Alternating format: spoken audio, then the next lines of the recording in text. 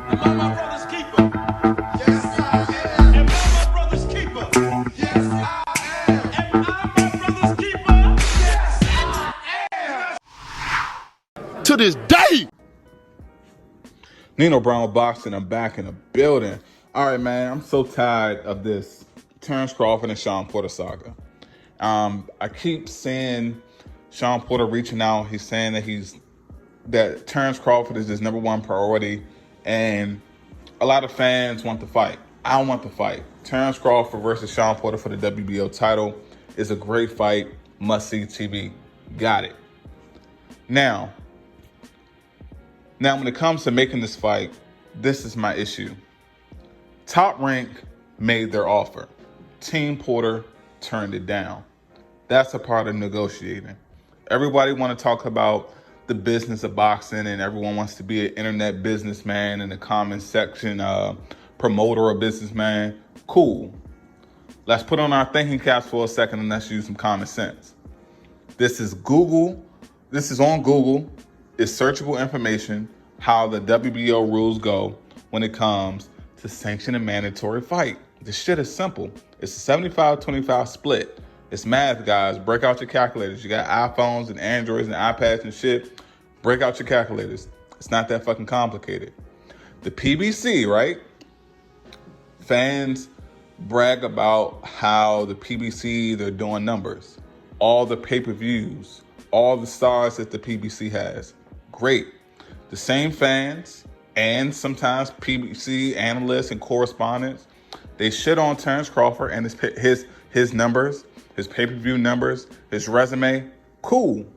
If you're outperforming him and you're making more money than him, then you should have more than enough money to back Shawn Porter. If Shawn Porter is worth as much as everyone claiming that he's worth, then the people that sign his checks, the PBC, should value him in that same way. That being said, all this shit takes is, Shawn Porter, what are you worth? Determine what that is. Figure out what is acceptable for Shawn Porter. Purse bid on that fight. So whatever is Shawn Porter's purse, that's 25%. The remaining 75%, you add that will total 100%. That amount, the 75 will go to Bud, the 25 will go to Shawn. And if you're confident in your fighter, if you're backing your fighter, Shawn Porter, you'll feel like this is an investment that will bring the WBO title over to the PBC side if Shawn is victorious. And guess what? You can put on an undisputed bout. Now, that would imply that the PBC, one, believes Shawn is worth that investment.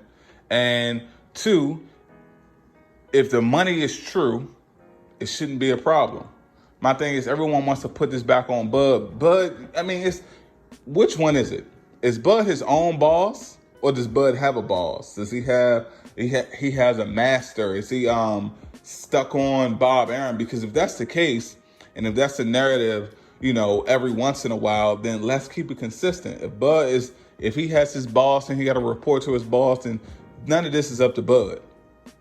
But this is a unique situation with a mandatory where Shawn Porter, the PBC, have the option to take it out of Bob Arum's hand, take it out of ESPN and Top Rank hands, and they can literally put on Terence Crawford versus Shawn Porter on PBC because PBC won the rights to the fight. It's so simple. You see what Teofimo Lopez and Trilla are doing right now. The only alternative Bud has if the PBC wins the purse bid is to vacate the title. If that's not what he's going to do, then he has to go along with the program, get those contracts signed, set a fight date, and make it happen. We've seen this before. The shit isn't new. So to all the people out there that like to point out the fact that Top Rank paid Amir Khan, yeah, Amir Khan got what he negotiated. People make bad investments one day and they decide going forward, we're not going to make it again. It's like, you can't talk that you're a businessman and then penalize someone for making a business mistake and then they use their past experience not to do it again and then say, well, you paid Amir Khan this, how come you won't pay Porter? I mean, you also have the option. The same people that's making this statement, remember, the option for the PBC, the purse bid, is there. That's all I got on it. The shit is not that complicated. It's a fight that I want to see. It's a fight that will be great for Terence Crawford. It'll be great for Shawn Porter. And it'll give Terence Crawford an opportunity to get his feet wet on the PBC side and see how they conduct themselves, see how they fight. See how they conduct business and treat their fighters. The shit can be a win-win all around. My thing is, all the people that want to throw all this negative energy towards Terence Crawford, take your emotion out of it for a second and just look at it logically. This shit is researchable. You just do a simple Google search. WBO mandatory split or WBO mandatory rules. It breaks the shit down. If you can read on a 6th grade level, you should be able to get this information, process it, comprehend it, and come to the reasonable conclusion that the PBC has the option to invest in their guy. Simple. Nino Brown Boxing, I'm out.